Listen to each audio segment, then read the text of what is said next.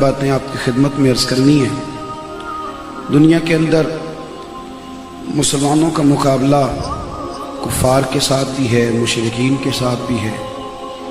ایک لبرل طبقہ ہے، بڑے زور شور کے ساتھ مسلمانوں کے اندر گھس کر اسلام کو بڑا شدید نقصان پہنچا رہا ہے۔ وہ کچھ ایسی باتیں گھڑ کے لاتے ہیں اور جدت کے مزاج میں ان کو ڈھال کے نوجوان نسل کے ذہنوں میں اتارنے کی صحیح لا حاصل کرتے ہیں۔ وہ جو کہتے ہیں کہ روشنی کا دور ہے، خوبصورتی کا دور ہے، آگے بڑھنے کا زمانہ ہے، دنیا موبائل کے اندر سمٹ کر آ گئی ہے، ایک دوسرے کے قریب ہونا چاہیے، گھٹن سے نکلنا چاہیے، اور محسوس کرتے ہیں کہ شاید مذہبی اور دیندار لوگ ان کی آزادی چھیننا چاہتے ہیں۔ میرے دوستو، اللہ کریم نے جب میرے اور آپ کے پیارے حبیب علیہ السلام کو دنیا میں بھیجا تو کہا میں نے جو تمہیں محبوب عطا کیے ہیں تو یہ اللہ کی طرف سے تمہارے پاس نور بن کے آئے ہیں۔ ساری روشنیاں نبی کریم علیہ السلام کے نور کے مرہون منت۔ قد جاءکم من اللہ نور، فرمایا تحقیق تمہارے پاس اللہ کی طرف سے نور آ گیا۔ میں کچھ تھکا ہوا بھی ہوں، کچھ میرے گلے پر اثر بھی آپ دیکھ رہے ہیں، کچھ مسلسل تیسرا بیان تو ابھی لاہور میں آپ کی خدمت میں عرض کر رہا ہوں، تو چند باتیں آپ کی خدمت میں عرض کرنی ہے۔ آپ مہربانی کریں موبائل سے زیادہ مجھے ٹائم دیں، مہربانی کریں۔ جب لائیو چلاتے ہیں تو پھر اس میں کمنٹس بھی پڑھنے پڑتے ہیں نا، پھر کبھی کبھی جواب بھی دینا پڑتا ہے، تو اصل کام رہ جاتا ہے۔ تو آپ مہربانی کریں، یا علماء بیٹھے ہیں کسی سے پوچھ لیں، فوٹو کا ثواب کوئی نہیں ملتا۔ بھی کسی عالم نے کہا ایک تصویر کھینچو تو 10 نیکیاں ملیں گی، کہا ہے کبھی، تو اس کو اتنا ضروری نہ سمجھ لیں، یہ ضرورت کے لیے ٹھیک ہے، نفسیاتی مسئلہ نہیں بنانا چاہیے۔ اللہ سمجھنے کی توفیق عطا فرمائے۔ میری بات پہ آپ غور کریں گے، میلاد شریف نا ایک انقلاب کا نام ہے۔ نور نبوت کے ساتھ میرے نبی کریم علیہ السلام نے نا انقلاب برپا کیا۔ ہمارے ہاں جب حکمران شور کرتے ہیں پاکستان کا مطلب کیا، آپ کو کس نے بتایا؟ تھے آپ تحریک پاکستان میں؟ تو آپ کی ساری سیاسی جماعتیں تو کہتی ہیں جمہوریت مضبوط کرنی ہے، وہ تو کہتے ہیں جمہوریت جمہوریت، سے وہ شام شور کرتے ہیں۔ میں اکثر سوچتا ہوں کہ اگر جمہوریت کے لیے پاکستان بنایا تھا تو انڈیا کی جمہوریت تو آج بھی پاکستان سے اچھی ہے، ایک دفعہ بھی ڈکٹیٹرشپ نہیں ہوئی۔ پاکستان کا مطلب کیا؟ لا الہ الا اللہ محمد الرسول اللہ صلی اللہ علیہ وسلم، یہ دین کے لیے بنا تھا۔ یہاں نا مختلف راگ الاپے جاتے ہیں، ایک بات یہ سنائی جاتی ہے کہ غربت کا خاتمہ کریں گے، غربت کا خاتمہ کریں گے۔ میلاد والے محبوب کا انقلاب یہ ہے کہ حضور نے غربت کا خاتمہ تو کیا ہی ہے، پر میرے نبی نے غریبی کو عزت ہی بڑی عطا کر دی ہے، غریبی کو عزت دے دی۔ نبی کریم علیہ السلام نے نا اللہ سے فقر مانگ کے لیا ہے، فقیری مانگی حضور نے، یہ چاہت ہے نبی کریم علیہ السلام۔ محبوب فرماتے مجھے تو میرے رب نے اختیار دیا تھا، میں چاہوں تو نبی اور بادشاہ بن جاؤں۔ حضرت یوسف علیہ السلام نبی بھی ہیں، بادشاہ بھی ہیں، حضرت سلیمان علیہ السلام نبی بھی ہیں، بادشاہ بھی ہیں۔ محبوب فرماتے میں نے نبی اور بادشاہ بننا پسند نہیں کیا، میں نے اللہ کا بندہ اور نبی بننا پسند کیا۔ یہ جو فقیری ہے نا، فقر، یہ 4 دن کھانا نہیں کھایا، مہینہ چولہا نہیں جلا، یہ حضور کی پسند ہے، نبی پاک نے مانگ کے لیا اللہ سے۔ الترغیب والترہیب میں حدیث موجود ہے، محبوب نے دعا مانگی تھی، اللہ میری اہل بیت کو بقدر ضرورت روزی دینا، اور ایک روایت کے لفظ یوں بھی ہیں، یا اللہ ایک وقت روٹی دینا، ایک وقت کا فاقہ دینا۔ فقیری تو پسند ہے۔ میرے محبوب کے میلاد کا انقلاب یہ ہے کہ صرف غربت مکاؤ پروگرام نہیں شروع کیا، بلکہ رسول کریم نے غریبوں کو عزت عطا کر دی۔ حضور غریبوں میں بیٹھنا پسند کرتے، مسکین بننے کی دعا کرتے۔ یہ وہ خاموش انقلاب تھا۔ اب تو غریب بیچارہ خودکشی کر لیتا ہے، تنگ آ جاتا ہے، تنگ آمد بجنگ آمد۔ لیکن اس زمانے میں تو لوگوں کو غریبی سے پیار ہو گیا تھا۔ حضرت ابوبکر صدیق رضی اللہ تعالیٰ عنہ ٹاٹ کا لباس پہن کے جس دن آئے نا، تو ملا رومی رحمت اللہ علیہ کہتے ہیں کسی نے پوچھا ابوبکر اب کس طرح محسوس کرتے ہو؟ تو فرمانے لگے اگر یہ حال مدینے والے کو پسند ہے تو میں اس حال میں بڑا ہی راضی ہوں. یہ سمجھ لیں اس بات کو. اگر حضور نے غریبی کو، ہمارے ہاں نا غریب بیچارے کو عزت نہیں ملتی، کبھی کبھی اسے آٹا مل جاتا ہے، تھیلا مل جاتا ہے آٹے کا، کبھی کبھی کسی ادارے میں داخلہ بھی مل جاتا ہے. جو چیز نہیں نہ ملتی وہ کیا ہے بھلا؟ عزت. غریب کوئی مذہبی سٹیج پر بھی جو 1 لاکھ روپیہ دے اس کی صدارت لکھ دی جاتی ہے. مذہبی سٹیج پر بھی مہمان خصوصی وہ ہوتا ہے جس نے اشتہار چھپوا کے دیے ہوتے ہیں. یہاں بھی بیچارہ غریب چھپ چھپ کے بیٹھا ہوتا ہے. وہ کہتا چلو نوٹوں کی دتی ہوتی تو میں بھی فرنٹ سیٹ پہ ہوتا، اگلی سیٹوں پہ ہوتا، میرا بھی کوئی نعت خواہ نام لیتا، میری نظر بھی کوئی شعر ہوتا. لیکن چونکہ میں غریب ہوں، میں کہا کرتا ہوں کم از کم میلاد شریف پہ تو ایسا کریں کہ جو محلے کا سب سے غریب آدمی ہو اسے امامہ بندوا کے سفید کپڑے پہنا کے ممبر پہ بٹھائیں، ممبر کے ساتھ بٹھائیں، اسے لائیں آپ اسٹیج پہ تاکہ وہ کھل کے کہہ سکے کہ ہم غریبوں کے آقا پہ بے حد درود، ہم فقیروں کی ثروت پہ لاکھوں سلام. تو بات تو کر سکے.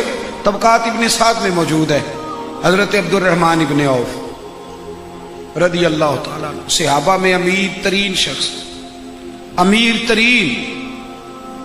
نبی کریم علیہ السلام کے وصال ظاہری کے بعد نا حضرت عائشہ صدیقہ رضی اللہ تعالیٰ عنہ کے دروازے پر بیٹھ کر رویا کرتے تھے، روتے تھے. تو اماں جی فرماتی عبد الرحمن کیوں روتے ہیں؟ تو عرض کرتے اماں جی مصعب بن عمیر مجھ سے افضل تھے، لیکن جب ان کا وصال ہوا تھا نا، حالانکہ یہ آج ہی کرتے ہیں، وہ یہ تو عشرہ مبشرہ میں شامل، وہ مجھ سے افضل تھے، لیکن جب وصال ہوا تھا تو کفن کے لیے کپڑا بھی پورا نہیں تھا. رو کے کہتے تھے کہ میں سمجھتا ہوں امیر حمزہ مجھ سے افضل تھے پر ان کے لیے کفن کا کپڑا بھی پورا نہیں تھا. میں نے دیکھے کتنی دولت جمع کر رکھی. پھر سیدہ عائشہ صدیقہ انہیں خیرات کا حکم دیتی، مشورہ دیتی. حضرت عبد الرحمن ابن عوف کہتے ہیں کہ ایک دن میں نے عجیب نظارہ دیکھا. توجہ ہے میری بات پر؟ سب سے مزیدار روٹی کون کھاتا ہے؟ چھوٹے گوشت والا، مٹن والا، تکے کباب والا. کبھی دیکھنا ہو تو دیکھو، سب سے مزیدار روٹی وہ مزدور کھاتا ہے جو سویرے 2 روٹیاں پونے میں باندھ کے اور بیچ میں اچار رکھ کے ساتھ لے کے جاتا ہے. کبھی دیکھو اس پہ، کبھی توجہ کرو آپ. وہ دوپہر کو نا ہمارے مدرسے میں ایک بچہ تھوڑے امیر گھر کا، امیر گھروں کے بچے مدرسے میں نہیں آتے، ناراض ہو گئے آپ لوگ. جو بچہ میٹرک فرسٹ ڈویژن میں پاس کرتا ہے اسے تو آپ میڈیکل میں داخلہ کراتے ہیں. اسے غریب محبوب کی غلامی میں بچہ دے جاتا ہے، پر اللہ پھر اسے یہ شان دیتا ہے کہ ڈاکٹر، انجینئر، پروفیسر سارے ہاتھ باندھ کے پیچھے کھڑے ہوتے ہیں اور وہ میرے نبی پاک کے مصلی پہ کھڑا ہوتا ہے. بچہ ذرا تگڑے گھر کا تھا تو اکثر شکوہ کرتا تھا، بھاگنے کے ارادے کرتا تھا. دوران تعلیم بڑی دفعہ دورہ پڑتا ہے بچوں کو، بڑی دفعہ. دوسرے مدرسوں کا پتہ رکھنے کا بھی بڑا ہی شوق ہوتا ہے. یہ ساری کمزوریاں طالب علموں میں رہتی ہیں. طالب علم ناراض نہ ہو جائیں، قابل اکرام ہیں، اور میرے پاس رہتے ہیں اور ہم بھی رہ چکے ہیں تو ہمیں بڑی چیزوں کا ویسے ہی پتہ ہے. تو بچہ تھوڑا سا شاکی تھا، تو مدرسے میں مزدور لگے ہوئے تھے، تو میں نے کہا پتر ادھر آ، تجھے ایک چیز دکھاؤں. توجہ ہے میری بات پر؟ جو روز چھوٹا گوشت کھاتا ہے وہ تو نخرے ہی بڑے کرتا ہے، یہ بند ہے تو یہ کھلا ہے تو یہ کھا سکتا ہوں تو یہ منع ہے. جس کے پاس روز 50,000 روپے آتا ہے نا، وہ تو پیسے بیچارہ دیکھ بھی نہیں سکتا، وہ تو سیدھے بینک آتے ہیں، بینک سے چلے جاتے ہیں. پیسے تو اس کے مزیدار ہوتے ہیں جو صبح دیہڑی پہ آتا ہے، شام کو 600 روپیہ ملتا ہے اور وہ 3 دفعہ ہاتھ جھاڑتا ہے اور 3 دفعہ بسم اللہ پڑھتا ہے اور پھر وہ پیسے تھامتا ہے. وہ روزی مزیدار ہوتی ہے. تو وہ مزدور کیا کرتا ہے دوپہر کو؟ میں نے کہا یار دیکھ ذرا، مزدور نا پہلے بیچارہ وہ اپنے ہاتھ دھوتا ہے مٹی میں لتھڑے ہوئے، پھر خود پانی کا پیالہ بھر کے لاتا ہے، پھر وہ جب روٹی کھولتا ہے تو دوپہر تک نا آدھا چار پونے کو بھی لگ جاتا ہے. کبھی اسے دیکھو جب وہ درخت کی چھاؤں ڈھونڈ کے اس کے نیچے بیٹھ کے روٹی کھا رہا ہوتا ہے، اسے نہیں پتا کہ میں نے دعا کیسے کرنی ہے. تلفظ بھی کئی دفعہ ٹھیک نہیں ہوتا، پر ایک درویش نے کہا تھا لفظ تاثیر سے بنتے ہیں تلفظ سے نہیں. اہل دل آج بھی ہیں اہل زبان سے آگے. تو وہ نا کئی دفعہ وہ شکر ادا کرتا ہے تو اس کا اپنا ہی طریقہ ہے. وہ ہاتھ اٹھاتا ہے تو یوں لگتا ہے کہ جیسے دنیا کی سب سے بہترین روٹی اسی نے کھائی ہے، مال کا تیرا کروڑ دفعہ شکر ہے۔ ایک بزرگ کی بات لکھی جو تابعی ہیں، وہ فرماتے ہیں کہ ان بزرگوں کا طریقہ یہ تھا کہ وہ لوگوں سے چھپ کے نا پہاڑ کے پیچھے عبادت کرتے تھے، اور پوزیشن ان کی یہ تھی کہ کسی سے ملتے نہیں تھے، بالخصوص فجر کی نماز سے لے کر عصر کی نماز تک بکریاں رکھی ہوئی تھیں، ان کو چراتے رہتے تھے فرات کے کنارے اور نفل پڑھتے رہتے تھے۔ اس وقت کو ملنے بھی نہیں آتا تھا۔ ایک شخص بڑی دور سے ان کی شہرت سن کے آیا، میں نے تو ملنا ہے۔ لوگوں نے کہا وہ اس وقت نہیں ملتے، ناراض ہوتے ہیں۔ اس نے کہا اللہ کا بندہ ہے نا، ناراض ہو بھی جائے گا تو لمبا ناراض رہے گا نہیں، اللہ والے جلدی راضی ہو جاتے ہیں۔ پہنچ گئے۔ اب وہ بابا جی نماز پڑھ رہے تھے تو کہتے میں نے عجیب منظر دیکھا کہ بابا جی فرات کے کنارے نماز پڑھ رہے ہیں اور ایک بھیڑیا ان کی بکریوں کی حفاظت کر رہا ہے۔ کہتے میں حیران رہ گیا کہ بھیڑیا تو بکریاں کھایا کرتا ہے اور یہاں چرا رہا ہے۔ کہتے میں جب گیا تو بابا جی نوافل میں مشغول تھے، مجھے دیکھ کے کہنے لگے اس وقت کیوں آئے؟ میں نے کہا حضور اگر آئے گیا ہوں تو پھر مہربانی کرے قبول فرما لیں۔ میں بیٹھ گیا تو میں نے کہا حضور یہ بھیڑیا بکریاں چرا رہا ہے، بھیڑیا اور بکریے کی صلح کب سے ہو گئی؟ تو فرماتے ہیں لمبی تقریر نہیں، ہلکا سا جملہ، فرمانے لگے جب سے بکریوں کے مالک نے رب سے صلح کر لی ہے نا، تب سے بھیڑیوں نے بھی بکریوں سے صلح کر لی ہے۔ بکریوں کے مالک نے رب سے صلح کر لی، گناہ چھوڑ دیے، اس کی فرما برداری میں آ گئے۔ اب پھر اسے بکریاں چلانے کی ضرورت نہیں رہی، بکریاں نہ اب بھیڑیا چراتا ہے۔ کہتے ہیں میرے اوپر کپ کپی طاری ہو گئی بزرگوں کی بات سن کے، اور مجھے پیاس لگی اور خواہش آئی کہ پتہ نہیں اب بابا جی کچھ کھلائیں پلائیں گے بھی کہ نہیں، بابا جی کچھ کھلائیں گے بھی کہ نہیں۔ کہتے میرے دل میں خیال تھا تو بزرگوں نے نا ایک لکڑی کا پیالہ، ان کے پاس وہ غار میں بیٹھے تھے تو ایک چھوٹا سا پتھر تھا، اس کی ڈھلان بنی ہوئی، بابا جی نے اس کے نیچے لکڑی کا پیالہ رکھا، وہ رکھا ہی تھا تو وہ دودھ سے بھر گیا۔ کہتے انہوں نے مجھے دیا تو ٹھنڈا اور میٹھا دودھ، میری طبیعت خوش ہو گئی۔ بابا جی نے دوبارہ وہی پیالہ اسی جگہ رکھا تو شہد سے بھر گیا۔ 1000 سال پہلے داتا صاحب لکھ رہے ہیں، کہتے مجھے دیا۔ میں نے فوراً کہا، میں نے کہا حضور یہ دودھ تو گائیں بھینس دیتی ہے، پہاڑوں سے تو نہیں نکلا کرتا، اور شہد تو شہد کی مکھیاں دیتی ہیں، پتھروں سے تو نہیں نکلتا، یہ آپ کہاں سے نکال رہے ہیں؟ تو کہتے ہیں وہ قرآن مجید پڑھنے لگے۔ وَإِذِ اسْتَسْقَى مُوسَىٰ لِقَوْمِهِ، جب موسیٰ کی قوم نے ان سے پانی مانگا، فرمانے لگے موسیٰ کی نافرمان قوم پانی مانگے، حضرت موسیٰ پتھر پہ ڈنڈا مارے تو اللہ وہاں سے 12 چشمے جاری کر دے۔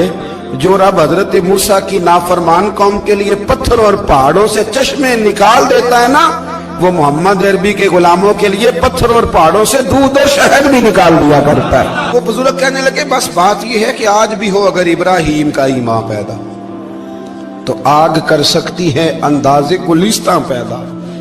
کہنے لگا حضور پھر میرے لیے بھی دعا کریں۔ آپ فرمانے لگے پھر دعا نہ کرا تو مدینے والے کی غلامی شروع کر، تو نبی کریم کی غلامی شروع کر، تو رسول پاک کی غلامی شروع کر۔ ایک بات علم، پھر فرمایا اللہ رسول سے محبت، پھر فرمایا حضور کی غلامی۔ اس سے سارے مکاشفات کھلیں گے، اس سے سارے مشاہدات کھلیں گے، اسی سے کرامتیں ملیں گی، اسی سے مقبولیت ہوگی، اسی سے اللہ نبی کی بارگاہ میں درجہ ملے گا۔ پھر داتا صاحب آگے بڑھتے اور داتا صاحب فرماتے صوفیاء کی ایک جماعت ہے جو کہتی ہے ہم نے تو کبھی اپنی زبان پر دکھ بیان ہی نہیں کیے، ہر شے اپنے رب رسول کے حوالے کر دی، ہر شے اللہ رسول کے۔ اور داتا صاحب کہتے ہیں کچھ ایسے بھی ہیں جو دعا بھی نہیں مانگتے، لوگوں کے لیے مانگتے ہیں، اپنے لیے نہیں مانگتے۔ آپ دعا کیوں نہیں مانگتے؟ تو کہتے ہیں اللہ کو تو پتہ ہی ہے ہمیں کیا چاہیے، اسے تو پتہ ہی ہے۔ ایک بزرگ کی بات لکھی ہے داتا صاحب نے، میری جماعت میں نا مزاج ہے کرامتوں کا، مجھے وہ ساری باتیں بھی آتی ہیں کہ ایک بندہ کراچی سے آیا، داتا صاحب حاضری دی تو اس کی لاٹری نکل آئی، یہ بھی مجھے آتی ہے، لکھی پڑھی ہے میں نے، کتابوں میں ہے یہ بھی۔ ایک بندہ، یہ ساری باتیں نا آتی ہیں کرامتوں میں، بڑی ساری چیزیں لوگ بیان کرتے ہیں کہ میں وہاں آیا اور میں نے حاضری دی تو موج لگ گئی، یہ ساری باتیں آتی ہیں۔ ہمارے پرانے بزرگ اور بھی قصے سنایا کرتے تھے، ساری ہمیں چیزوں کا پتہ، پر جو عنوان ہے نا وہ حضرت شیخ ابو نور کہتے ہیں کہ ایک بندہ داتا صاحب کے مزار پہ گھوم رہا تھا، दाता 10 रुपए दे, 10 रुपए दे, 10 रुपए दे। तो एक बंदा बड़ी देर से उसे देख रहा था, वो कहने लगा दाता ने तुझे क्या देना है, इधर आ मैं दूं। उसने 10 दिए। बंदा बड़ा हसीन था, हंस पड़ा, कहने लगा दाता तेरे भी सदके जाऊं। दिलाने लगा तो मुनकर से ही दिलवा दिए, जो नहीं मानता उसी से दिलवा दिए। वो बड़ा परेशान हुआ, मैं और चक्कर में था इसलिए मेरे ऊपर ही जड़ दी है बात। कहने लगा दाता तेरे सदके जाऊं। तो ये सारी बातें किताबों में मौजूद हैं, लोगों ने अपने अपने मुशाहिदात जो जिसके साथ पेश आया उसने बयान किए हैं। बहुत सारी बातें काबिले बयान हैं, पर जो उन्वान है मैं उस पर रहना चाहता हूँ। दाता साहब रहमतुल्लाह अलैह फरमाते हैं हमारी तालीमात हैं कि अपने दुख दर्द दुनियादारों से बयान नहीं करने, सवाल का दरवाजा लोगों के सामने खोलना। अल्लाह वालों से कहेंगे कभी कहना होगा तो दुनियादारों से कहना। कहते हैं शेख अहमद नाम के बुजुर्ग थे, सारी जिंदगी किसी को काम नहीं बताया, सारी जिंदगी बड़ी मुश्किलात आई, पर कभी अपनी जात पर सवाल का दरवाजा नहीं खोला। एक ऐसी मुश्किल आई कि जो हल ही नहीं होती थी। किसी ने उन पर कोई इल्जाम लगा दिया। अबू मुस्लिम नाम का एक बादशाह था, उसकी हुकूमत थी, उसने पकड़ के कैद में डाल दिया। अब कैद में है, जुर्म लग गया है, फर्दे जुर्म आयद हो गई है, जेल में है। लोग कहने लगे हजरत जी अपनी सफाई में कुछ कहें, और मानने लगे सारी जिंदगी बंदों से कुछ नहीं कहा। अल्लाह रसूल को पता है मैं बेगुनाह हूं, मुझे कहने की जरूरत नहीं। दाता गानी बख्श अली हजवेरी ने लिखा है, दाता साहब कहते हैं तू यकीन कामिल तो पैदा कर, तू ईमान तो पुख्ता कर। दाता साहब कहते हैं वो अबू मुस्लिम जो बादशाह था वो नेक आदमी था, उसे रात को ख्वाब में नबी करीम की जियारत नसीब हुई, और हुजूर सैयद आलम सल्लल्लाहु अलैहि वसल्लम फरमाने लगे तूने अल्लाह का एक नेक बंदा जेल में डाल दिया, डर नहीं आता, वो तो बेगुनाह है। बादशाह आधी रात को खुद उठा।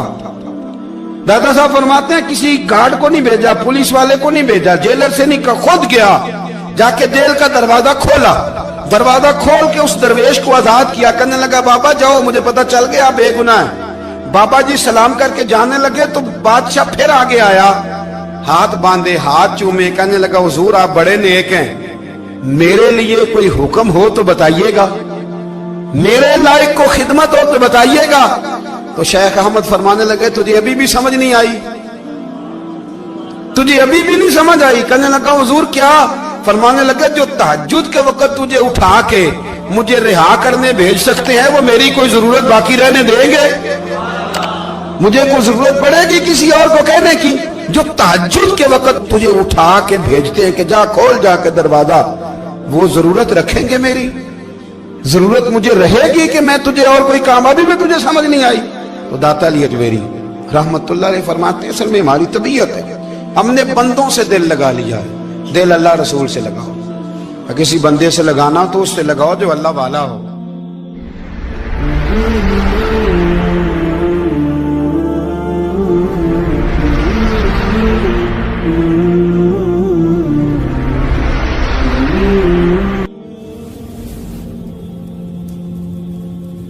ये वाला रंग तेरे अंदर कोई नहीं।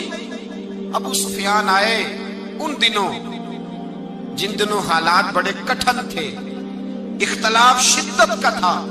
अबू सुफियान आए हुजूर की बारगाह में। आए किस लिए? मक्के में कहत पड़ गया है, बारिश नहीं होती। उधर उस समामा बिन असाल यमामा कबीले के सरबराह कलमा पढ़ के मुसलमान हो गए। सारी गंदम उस कबीले से आती थी। समामा कहने लगा तुम मेरे मुस्तफा को नहीं मानते, कोई गंदम नहीं, भाग जाओ। एक बारिश कोई नहीं, दूसरी गंदम कोई नहीं। अबू सुफियान तड़प के दरे रसूल पे हाजिर हुए। अभी थोड़े दिन गुजरे हैं, ओहद में हुजूर के दांत शहीद किए। अभी थोड़े दिन गुजरे हुजूर को सताया है। अभी थोड़े दिन गुजरे हजरत अमीर हमजा का कलेजा निकाल के चबाया है।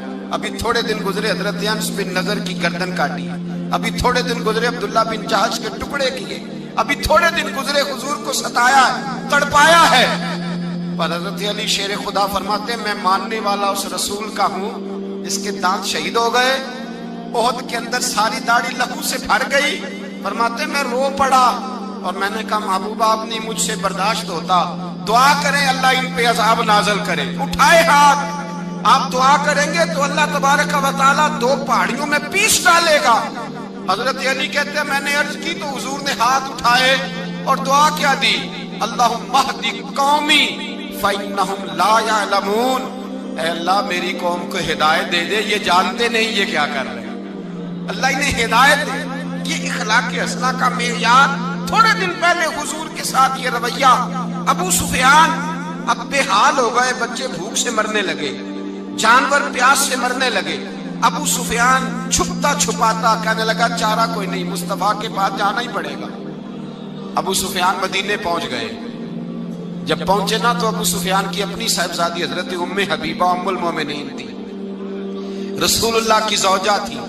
ابو سفیان جب آئے تو حضرت ام حبیبہ کے پاس سیدھے ان کے گھر گئے بیٹی سے ملنے۔ حضور کا بستر بچھا ہوا تھا، حضرت ام حبیبہ حضور کی زوجہ ام المومنین بستر بچھا ہے۔ ابو سفیان بیٹھنے لگے، جناب ام حبیبہ کہنے لگی ابا جی ٹھہر جائیں۔ وہ ٹھہرے تو بستر سمیٹ دیا۔ کہنے لگے بیٹی شاید تیرے گھر میں کوئی قیمتی بستر نہیں، غربت چھپانے کے لیے بستر سمیٹ رہی ہو۔ جناب ام حبیبہ کہنے لگی ابا تو مسلمان نہیں نہ ہوا، ابھی تیری سوچ کافروں جیسی ہے، تو یہاں آ کے کھڑا ہونا جہاں میں کھڑی ہوں، پھر تجھے رسول اللہ کی محبت کے رنگ کا پتہ چلے۔ تو ابھی کھڑا وہاں ہے جہاں تجھے کفر ہی کفر سنائی اور سجائی دیتا ہے۔ بستر اس لیے نہیں سمیٹا کہ معاذ اللہ کم قیمت تھا، میں نے اس لیے سمیٹا ہے کہ تو نجس ہے، ناپاک ہے، ابھی کلمہ نہیں پڑھتا۔ اور یہ اس رسول کا بستر ہے کہ جو بستر میں موجود ہوتے ہیں تو جبریل امین قرآن لے کے تشریف لے آتے ہیں۔ ذرا وجود اس قابل نہیں کہ یہاں بٹھایا جائے۔ نبی پاک صلی اللہ علیہ وسلم کی بارگاہ تک ابو سفیان آئے۔ ابو سفیان کہتے ہیں مجھے امید نہیں تھی، ابھی سوچ نہیں نہ بدلی تھی، کہتے مجھے امید نہیں تھی، میرا خیال تھا وہ شکوے کریں گے، شکایتیں کریں گے، وہ کہیں گے تم نے بھی تو بڑا کچھ کیا ہے نا۔ ابو سفیان کہتے ہیں میں قربان جاؤں، میں نے یہ رنگ دیکھا تو مدینے کی فضا ویسے ہی بڑی ٹھنڈی تھی، لیکن مصطفیٰ کریم کے ساتھ جب میں نے بات کی تو میرے وجود پر گریہ طاری ہو گئی، میرے اوپر کیفیت طاری ہو گئی، میں تڑپنے لگا۔ کہتے ہیں میں نے کہا محبوبہ میں آیا ہوں، آپ کا کلمہ پڑھتے ہی سمامہ نے گندم بند کر دی ہے، بارشیں رک گئی ہیں، مکے کے لوگ بھوک اور پیاس سے مرنے لگے ہیں، محبوبہ بیٹیاں روتی ہیں، یا رسول اللہ مائیں ان کی چھاتیوں میں دودھ خشک ہو گیا ہے، بچے بلکتے ہیں۔ ابو سفیان کہتے ہیں میں دشمن تھا، سارے مکے کے لوگ دشمنی کرتے تھے، لیکن جب میں نے یہ لفظ کہے نا اچانک میری نظر اٹھی تو مصطفیٰ کریم کی تو آنکھیں آنسو برسا رہی۔ کہتے میری بات بھی مکمل نہ ہوئی، حضور نے پہلے رکا منگوایا سمامہ کے نام، فرمایا پہلے تو انہیں غلہ اپنی مرضی سے دیتا تھا، اب تیرے نبی کا حکم ہے کہ پہلے سے بڑھ کر تو انہیں غلہ دینا ہے۔ اور پھر میرے مصطفیٰ نے ہاتھ اٹھائے۔ اور بھائی مشکل ہوتا ہے، مشکل ہوتا ہے، سگے بھائی کے لیے لوگ دعا نہیں کرتے، کہتے میرا شریکہ ہے، ساس بہو کے لیے بہو ساس کے لیے دعا نہیں مانگتی، کہتے اختلاف ہے، لوگ لوگوں کی زندگی نہیں مانگتے، بیماری میں شفا نہیں مانگتے۔ ابو سفیان کہتے ہیں آمنہ کے لال تیرے قربان جاؤں۔ حضور نے ہاتھ اٹھائے اور کہا اے اللہ مکے کی سنگلاخ پہاڑیوں پہ بارش برسا، اے اللہ کھیتیاں ہری کر دے، اے اللہ ماؤں کی چھاتیوں میں دودھ بھر دے، اللہ عورتوں کو تازگی دے دے، بچوں کو رانائی دے دے، پھلوں پھولوں کو تازگی دے دے۔ ابو سفیان کہتے پہلے حضور رو رہے تھے اور جب نبی پاک کی دعا دیکھی تو میں نے رونا شروع کر دیا، میں نے رونا شروع کر دیا۔ کہتے واپس آیا تو وہ احساس کہ یار یہ میں کس شخص سے مل کے آیا ہوں، یہ کس قسم کے آدمی سے مل کے آیا ہوں، یہ کیسا رنگ ہے، یہ کس قسم کا انداز ہے کہ جس کو میں پتھر مارتا رہا وہ میرے لیے دعائیں لے کے بیٹھا ہوا ہے، جس کو ساری زندگی ستایا ہے وہ میرے بچے کے لیے روتا ہے، میری بیٹی کے لیے اس کی آنکھ میں آنسو ہیں، وہ ہمارے لیے تڑپ رہے ہیں۔ میرے بھائیوں ابو سفیان کہتے ہیں پھر دوسرا جلوہ میں نے تب دیکھا جب حضور مکے آئے، اور میں تو آخر تک لڑنے آیا تھا نا حدیبیہ تک۔ کہتے ہیں جب رسول پاک مکے آئے اور حضور نے اعلان معافی کیا تو بنتا تو یہ تھا کہ مجھے سزا ملتی، لیکن میرے مصطفیٰ کریم نے فرمایا جو ابو سفیان کے گھر میں چلا جائے گا میں اسے معاف کر دوں گا۔ کہتے ہیں میں نے کہا یہ میرے لیے کس قسم کی سزا تجویز کی ہے کہ میں عمر بھر دشمنی کرتا رہا اور یہاں رنگ عجیب ہے۔ حضور نے میرے لیے ہی اعزاز لکھ دیا، فرمایا جو ابو سفیان کی حویلی میں داخل ہو گیا میں نے معاف کیا۔ ابو سفیان کہتے ہیں پتہ نہیں کتنے پردے تھے جو اٹھ گئے، پتہ نہیں کتنی منزلیں تھی جو طے ہو گئی، پتہ نہیں کتنے جلوے تھے جن کا نظارہ ہو گیا، اور میں نے غور سے چہرہ دیکھا تو میری آنکھوں سے پٹی اتر گئی، اور مجھے عبداللہ کے یتیم بیٹے کے پیچھے محمد الرسول اللہ کے جلوے نظر آنے شروع ہو گئے۔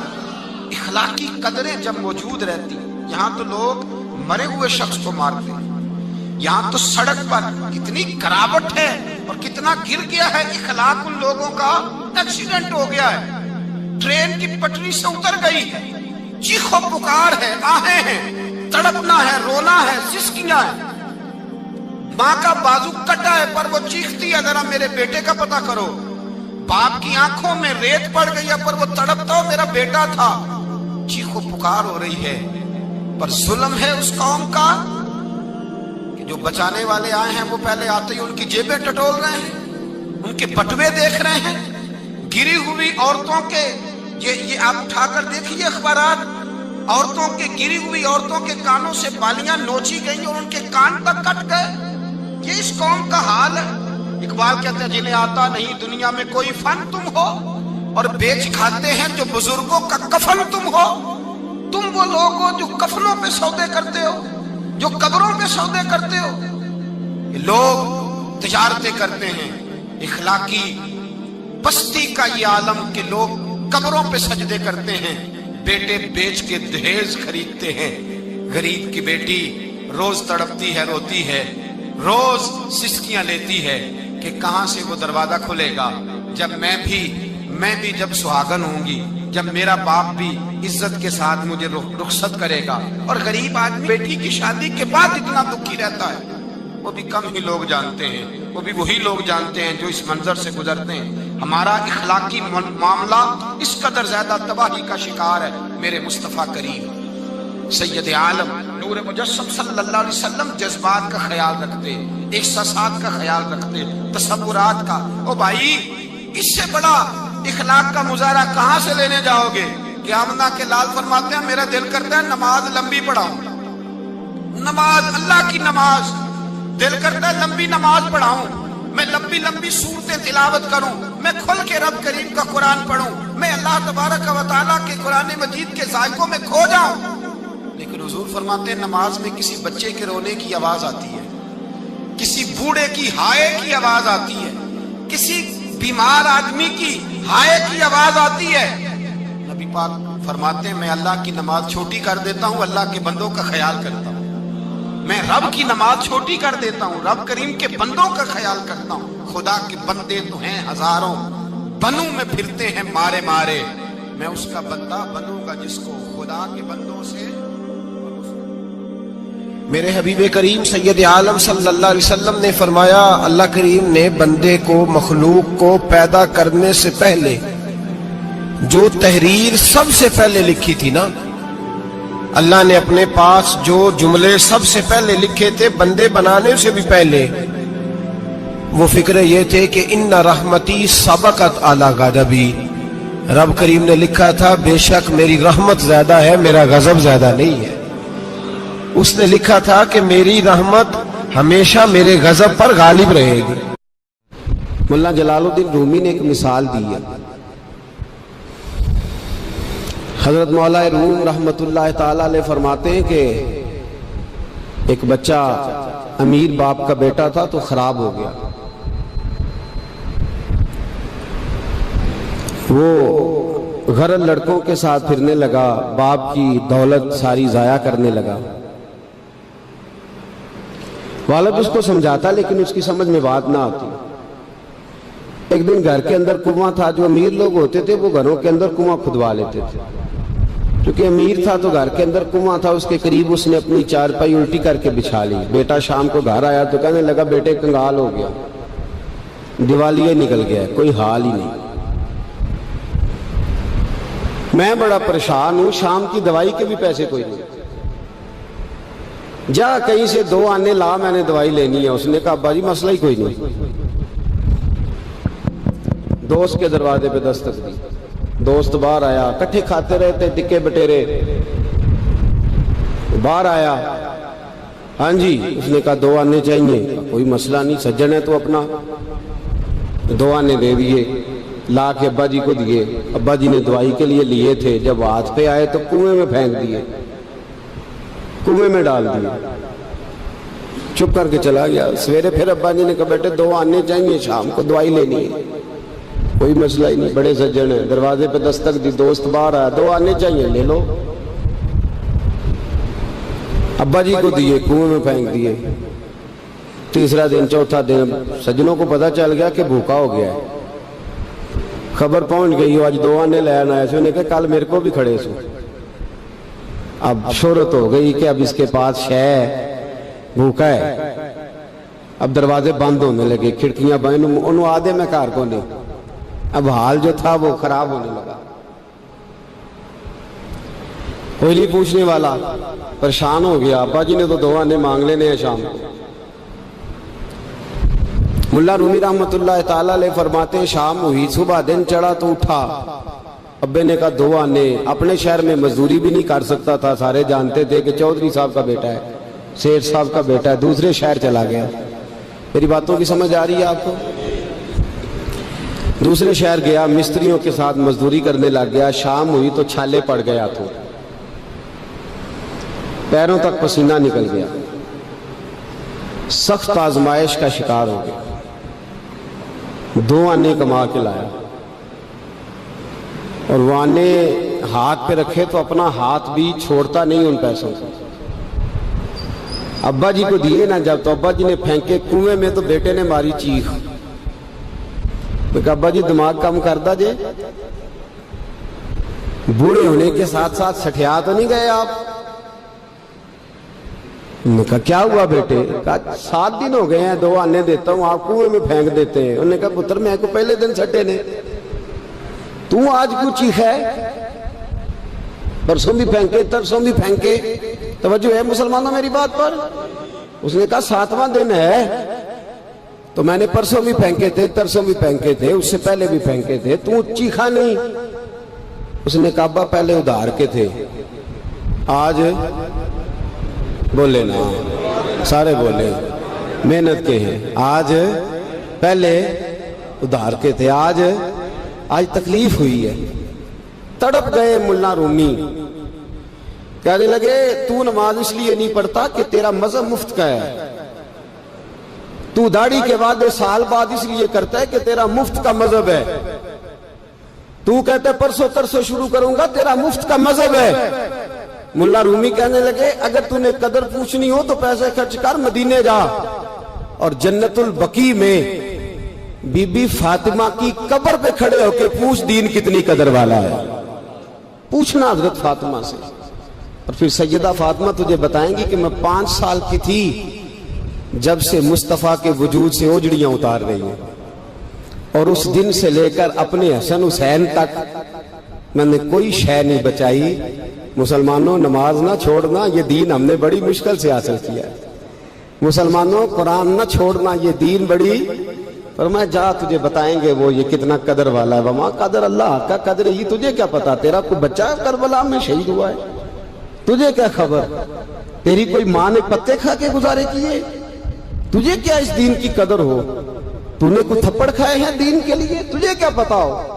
تو مفت میں کہتا پرسوں رکھ لوں گا, ترسوں رکھ لوں گا, میں شروع کرتا ہوں, میں دیکھتا ہوں, میں آتا ہوں, میں بس فلاں کر. کیسے؟ یہ کیا خبر ہو؟ دین نبی دا او کی جانن, دنیا دار کمینے, دین نبی دا جانن والے سوں گئے وچ مدینے. کیسے قدر کا پتہ چلے؟ پوچھنا حضرت بلال سے, کتنا مہنگا ہے یہ. حضرت عمار بن یاسر کی قبر پہ کھڑے ہو ملک شام میں جا کے, وہ تجھے بتائیں گے دین بڑا مہنگا ہے, بڑی مشکل سے لیا ہے, بڑی مار کھائی ہے. میری ماں سمیہ کے پیشاب والی جگہ نیزہ مار کے ابو جہل نے قتل کر دیا تھا. کہ پوچھ تجھے پتا چلے یہ کتنا مہنگا ہے, تجھے کیا خبر ہو اس کی قدر کیا ہے؟ اور پھر بھی تجھے سمجھ نہ آئے, پھر بھی تجھے خیال نہ آئے. تو ملا رومی کہتے ہیں کبھی سیدہ ختیجۃ الکبریٰ سے پوچھنا, نبی پاک تجھے اپنا درد نہیں بتائیں گے, ختیجۃ الکبریٰ بتائیں گے کہ ساری رات رسول رحمت جا کے کہتے تھے یا اللہ میری جھولی پھیل گئی ہے, میری قوم کو ہدایت کا نور دے دے. رات روتے گزر جاتی تھی, دن پتھر کھاتے گزر جاتا تھا. مفت کا دین آیا, کر لیتے ہیں, سوچ لیتے ہیں, سمجھ لیتے ہیں. دماغ انگریزی، ذہن انگریزی، لباس انگریزی، چہرہ انگریزی، اٹھنا بیٹھنا انگریزی، طرز حیات انگریزی. یہ مسلمان ہیں جنہیں دیکھ کے شرمائے یہود. سویرے موٹر سائیکل پہ بٹھا کے جاتے ہیں سکول چھوڑنے بیٹے کو اور ادھار پیسے لے کے فیس جمع کراتے ہیں. لیکن قاری صاحب کے پاس بچے کا مخارج ٹھیک ہوئے ہیں کہ نہیں اس کی کوئی فکر نہیں کسی کو. قرآن شریف ہے. قاری صاحب پڑھانے آئے ہیں سائیکل پہ بیچارے 1000 روپیہ لینا ہے انہوں نے, وہ باہر کھڑے ہیں دروازے پہ اور نواب صاحب کے بچے اندر بیٹھے. تو کہتے ہیں اوہ قاری صاحب تو ہم دسنا یاد نہیں رہا, بچے دے پرسوں دے نان کے ٹر گئے نالے تسی تے قاری ہو, ایڈے کو قاری ہو چھوٹے جے مسجد دے مولوی ملوانے, پھر آجے پھر کیڑی گل ہے. ہاں وہ ایم ایس سیٹ والا ٹیچر ہوتا تو اس کو پہلے کال جاتی یا حج آپ نے نہیں آنا. آپ کما قدر اللہ حق کا قدر ہی. مسئلے پوچھتے ہیں لوگ, مسئلے کہتے ہیں جناب دعائے قنوت نہ آئے تو وطروں میں کیا پڑھنا ہے. میں نے کہا جنازہ پڑھ لو اس قوم کا جس کو 48 سال کی عمر میں بھی دعائے قنوت یاد نہیں ہوئی. ابھی بھی منت کے ساتھ تمہیں کہا جائے کہ دعائے قنوت یاد کر لو. ابھی بھی جس کے گھر میں کار آتی ہے وہ چلانی سیکھ دیتا ہے یا پڑوسی کو دے دیتا ہے؟ بولے نہیں ادگوانڈیاں نو دیندا ہے, مینوں نہیں چلانی ہوندی تسی رکھ لو. عجیب تماشا ہے. نماز کی باری آتی ہے تو کہتا ہے کوئی نہیں قاری صاحب جو پڑھیں گے میں پیچھے پیچھے ٹھیک ہے, مجھے کوئی ضرورت ہی نہیں یاد کرنے کی. خوشبو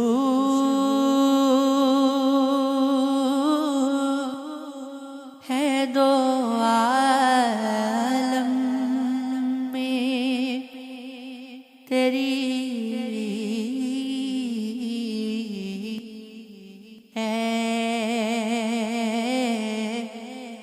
گل چیدہ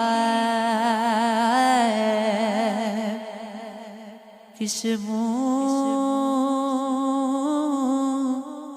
سے بیان ہوں تیرے اوصاف حمیدہ. تجھ سا کوئی آیا